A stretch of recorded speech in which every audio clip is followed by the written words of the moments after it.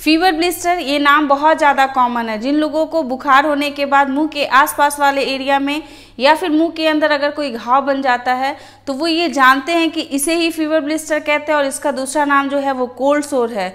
क्या होता है ये फीवर ब्लिस्टर, क्यों ऐसा होता है कि ये फीवर ब्लिस्टर बार बार से आप में होने लग रहा है। वीडियो बहुत ज़्यादा इन्फॉर्मेटिव रहेगा, इसको अंत तक जरूर देखिएगा, तभी आप जानने पाएंगे कि फीवर ब्लिस्टर को आप कैसे रोक सकते हैं, क्योंकि ये एक तरह का वायरल इन्फेक्शन होता है। इसीलिए वीडियो पूरा देखने के बाद भी अगर आपके मन में इससे रिलेटेड कोई भी क्वेश्चन हो, कोई डाउट हो तो कमेंट जरूर कीजिएगा, बहुत जल्दी इसका आंसर करेंगे। हेलो दोस्तों, कैसे हैं आप सब। मैं आपकी डॉक्टर ज्योति पांडे।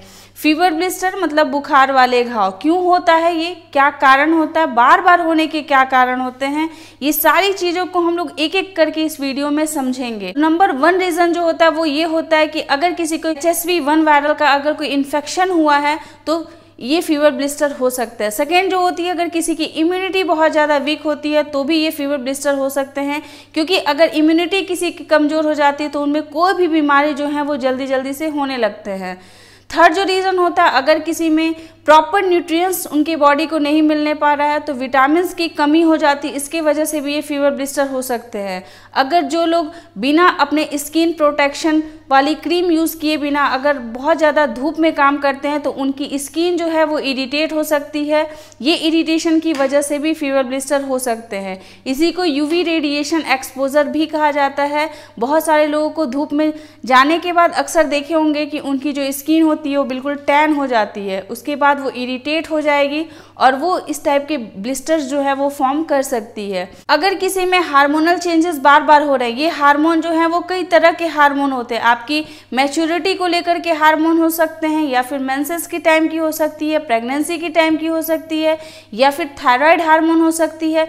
कोई भी हार्मोन अगर डिसबैलेंस होता है तो भी ये फीवर ब्लिस्टर्स होने के चांसेस बढ़ सकते हैं। और एक बहुत ही कॉमन सा रीजन होंगे, आप भी इससे एग्री करेंगे कि अगर किसी में स्ट्रेस और एंजाइटी का लेवल बहुत ज़्यादा बढ़ जाता है तो भी ये फीवर ब्लिस्टर्स जो हैं वो होते हैं। तो ये तो थे रीज़न कि किन कारणों की वजह से ये फीवर ब्लिस्टर बनते हैं, लेकिन बार बार से फीवर ब्लिस्टर क्यों बनते हैं, आइए हम लोग इस चीज़ को समझ लेते हैं। सबसे पहले तो कि अगर वायरल जो है वो रीएक्टिवेट होने लगा है अगर आपके बॉडी में, तो इसका मतलब ये है कि आपकी इम्यूनिटी जो है वो बहुत ज़्यादा वीक होने लगी है। और इम्यूनिटी अगर वीक होगी तो जो भी प्रॉब्लम आपको हुआ है वो प्रॉब्लम कुछ दिनों के लिए मेडिसिन से सबसाइड जरूर हो जाएगा, बट वो कुछ दिनों के बाद वो फिर से आपके बॉडी में होने लगेगा। इसके बहुत सारे एग्जाम्पल्स हैं। लाइक किसी को अगर अल्सर होते हैं स्ट्रेस की वजह से या एंजाइटी की वजह से तो भी ये कंडीशंस जो है वो देखने को मिलता है। इसीलिए आपको अपनी इम्यूनिटी को बहुत अच्छा करना होगा, और इम्यूनिटी को कैसे आप अच्छा करेंगे उसके लिए इसी चैनल पे एक वीडियो है जिसमें कि ये बताए हैं कि फीवर ब्लिस्टर को आप आने से कैसे रोक सकते हैं। तो वो वीडियो को आप जा करके मेरे चैनल पे सर्च कीजिएगा और देखिएगा कि क्या रीज़न मैंने उसमें बताया है। इसके अलावा अगर किसी को भी स्किन इरिटेशन की प्रॉब्लम है, अगर कोई जो है अगर अपने कोई लिप बाम ऐसा यूज़ करते हैं तो उनसे अगर उनको प्रॉब्लम होती है, या फिर अगर कोई ऐसे लिपस्टिक यूज़ करते हैं, ऐसे कोई कॉस्मेटिक्स यूज़ करते हैं और उनको प्रॉब्लम होती है, तो उन लोगों को ये स्किन इरिटेंट्स वाली चीज़ों को बिल्कुल भी इस्तेमाल नहीं करना है। इवन अगर वो कोई ऐसे टूथपेस्ट का यूज़ करते हैं जिसमें केमिकल बहुत ज़्यादा और उस केमिकल से उनको बर्निंग की प्रॉब्लम है, तो ऐसी चीज़ों को भी उनको बिल्कुल इग्नोर करना है। तो इस चीज़ से अगर आप बचना चाहते हैं तो उसके लिए आपको डर्मेटोलॉजिस्ट के पास जाकर के प्रॉपर जो है अपने स्किन की जांच करवानी पड़ेगी और उसके अकॉर्डिंग जो है वो ट्रीटमेंट आपको लेना पड़ेगा। और अगर किसी की बॉडी में बार बार से कोई भी इन्फेक्शन हो रहा है तो उसकी वजह से भी ये बार बार से फीवर ब्लिस्टर्स बन सकते हैं। अगर आपकी बॉडी में विटामिन की डिफिशियंसी है, like vitamin A, vitamin C की डिफिशियंसी है, तो ये ब्लिस्टर्स जो हैं वो बार बार से आपके बॉडी में रिपीट हो सकते हैं। और अगर जो लोग भी धूप वगैरह में काम करते हैं उनमें यूवी रेडिएशन के एक्सपोजर होने की वजह से भी ये जो फीवर ब्लिस्टर्स होते हैं वो बार बार से रिपीट होते हैं। इसके अलावा अगर किसी में स्ट्रेस और एंजाइटी हमेशा से रहता है, वो ऐसा कोई वर्क करते हैं जिसमें कि वो हमेशा स्ट्रेस में रहते हैं, इसके वजह से उनमें हार्मोनल चेंजेस भी होती हैं, इस वजह से भी फीवर ब्लिस्टर्स जो हैं वो बार बार से होते हैं। तो अगर फीवर ब्लिस्टर बार बार से हो रहे हैं तो बिल्कुल भी आपको वेट नहीं करना है, प्रॉपर अपना ट्रीटमेंट लेना है और इसके लिए आपको फिजिशियन से मिलना है कि ये पता चल सके कि रीज़न क्या है। रीज़न जो भी होंगे उसके अकॉर्डिंग जो है वो ट्रीटमेंट किया जाता है। लाइक अगर किसी को स्किन इरिटेशन की अगर प्रॉब्लम होती है तो उनको ये सलाह दिया जाता है कि वो ऐसे प्रोडक्ट का इस्तेमाल बिल्कुल भी ना करें जिससे उनकी त्वचा जो होती है उनमें बर्निंग होती है या फिर रेडनेस आती है, या फिर उनको स्किन जो है उसकी प्रॉपर क्लीनिंग की आवश्यकता है। आपको दिन में एक बार अपने स्किन को अच्छे से वॉश करना होता है, उसके बाद उसको हीलिंग करने के लिए जो है वो बॉडी खुद ही तैयार हो जाती है, वो खुद ही अपने आप को हील करने लगती है। जब भी कभी आप धूप में निकलते हैं तो आपको ऐसे सनस्क्रीन का इस्तेमाल करना होता है जो कि मेडिकल प्रिस्क्राइब्ड हो और उसके साथ ही साथ उसमें SPF 50 हो, ताकि आप सन एक्सपोजर से बचें और ये फीवर ब्लिस्टर्स होने की संभावना आप में कम हो सकें।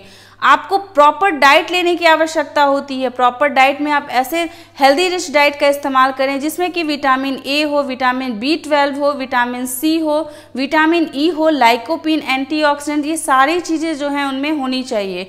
तो ऐसी चीज़ें आपको किस चीज़ में मिलती है? जो भी मौसमी फल होते हैं, जो मौसमी सब्जियां होती हैं, उनका आप प्रचुर मात्रा में सेवन करें, सलाद का इस्तेमाल ज़्यादा करें।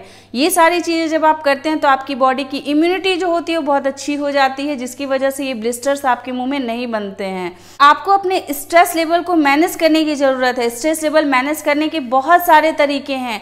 आप सुबह उठ करके आप योगा कर सकते हैं, मेडिटेट कर सकते हैं। मैंने हर वीडियो में ये बोला है कि कोई भी चीज़ों को अगर आपको मैनेज करना है स्ट्रेस से रिलेटेड तो आपको मॉर्निंग आवर में ये चीज़ों को करना होता है, क्योंकि मॉर्निंग आवर में ट्रैफिक्स नहीं होती हैं, पॉल्यूशंस नहीं होते हैं, लोगों के बीच में जो वो आवाज़ें होती हैं गाड़ी की वो नहीं होती हैं। तो आप शांत मन से वो मेडिटेट कर सकते हैं और अपने स्ट्रेस को बहुत ज़्यादा हद तक कम कर सकते हैं। स्ट्रेस मैनेजमेंट जो होती है वो इतना ज़्यादा वर्क करती है कि आपकी कोई भी बीमारी होती है वो बहुत जल्दी से रिकवरी के पीरियड में आ जाती है।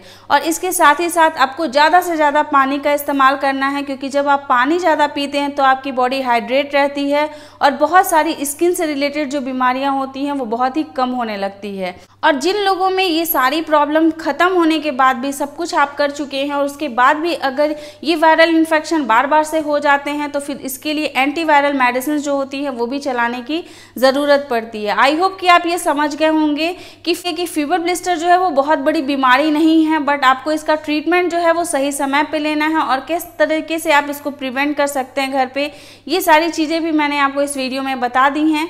आपको अगर अच्छा लगेगा वीडियो तो लाइक जरूर कीजिएगा और ऐसे लोगों के साथ शेयर जरूर कीजिएगा जिनके होंठ के आसपास वाले एरिया में कहीं ना कहीं थोड़े थोड़े से घाव जो हैं वो बने हुए रहते हैं। आप लोगों के साथ हर छोटे से छोटे इन्फॉर्मेशन को शेयर करते रहेंगे, लाते रहेंगे नए नए वीडियोस। तब तक के लिए अपना ख्याल रखिएगा, अपने आसपास के लोगों का ध्यान रखिएगा। Take care, bye bye.